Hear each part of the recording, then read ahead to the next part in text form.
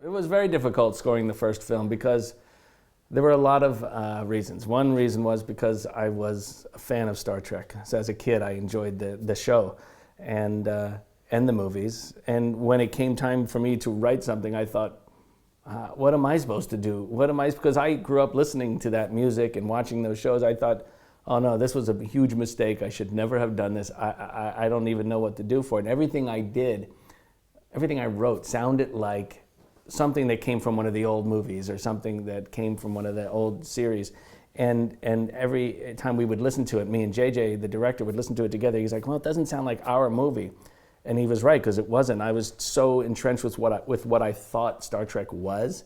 And JJ was saying, no, we're doing our own thing, you know? And it was actually one of the producers, Damon Lindelof, who said to me, he goes, well, let's just forget that we're even making a space movie. Forget it's Star Trek, forget all of that. He goes, let's just worry about making a film about two people who meet and become the best of friends.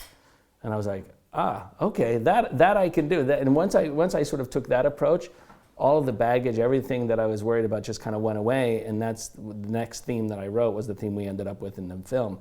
And when JJ heard it, he was like, yes, that's our movie, that's our movie. And I think a lot of people on the production had that sort of, that problem. They went through that because there's all these expectations of what Star Trek was and what it should be. And to break out and do your own version of it was sort of a different approach, and it was a tough one to do. The ship's dead, sir. She's gone. So this one, I was so happy when I got to this one. I felt like, okay, I know that universe now. I know what we created. I know our Star Trek, and it was about them just building on that and moving forward. No ship should go down without her captain.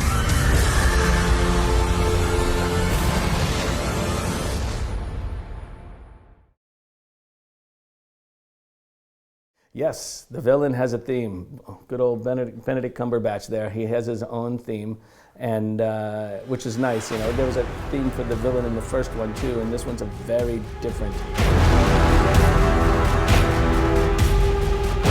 It was actually the first thing I wrote when I sat down. After seeing the movie, I sat down and I wanted to write sort of, okay, who is this guy? How does he think? What's going on inside his head? And I wrote a big piece of music which sort of spoke to that. And it was the first thing I let JJ hear, and he was very excited about it because he felt like, oh, this matches that character perfectly. And when you see the film, you'll understand. I mean, Benedict does an amazing job, and he gave me everything I needed. Just watching his performance, it just kind of filled my head with all these ideas of what this music should sound like. So that was a lot of fun to work on, and I'm also a huge Sherlock fan too, so it was just great to kind of see him in this. I think they shoot you off to the moon or something like that. You know, JJ is very interested in sort of that element of surprise. And you know, when we were kids going to the movie theaters, you had no idea what the movie was about or what you were going to see. There was it wasn't a time where you had the internet, and the internet is there to spoil everything for everybody.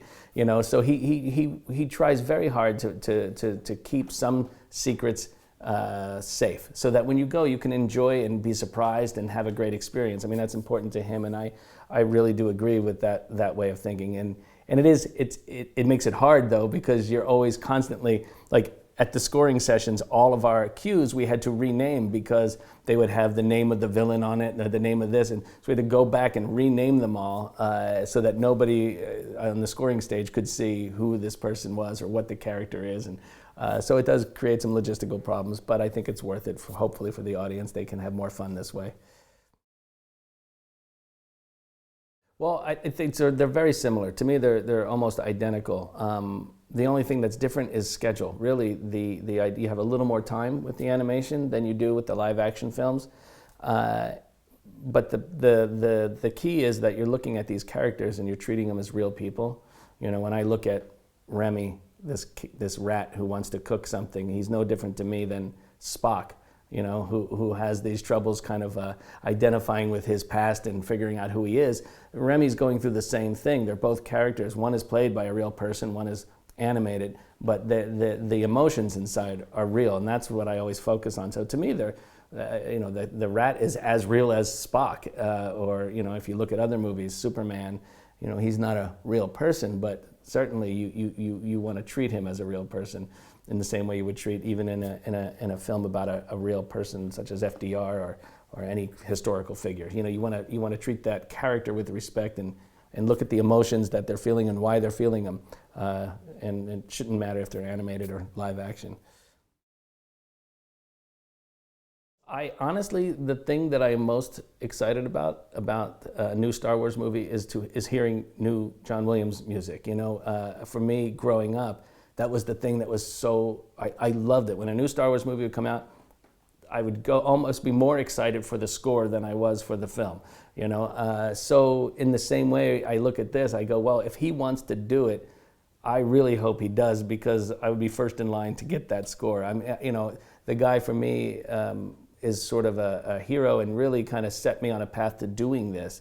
I didn't realize it at the time, but I listened to his music so much growing up, and I feel like I've learned so much from it. So I would love to hear what he does with a new film. So hopefully he will do that.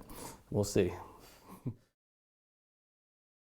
The experience is what I'm really going for. I mean, I loved working on that film. John Carter was a lot of fun. Andrew Stanton is a great director and a really great person, and we had a wonderful time working together.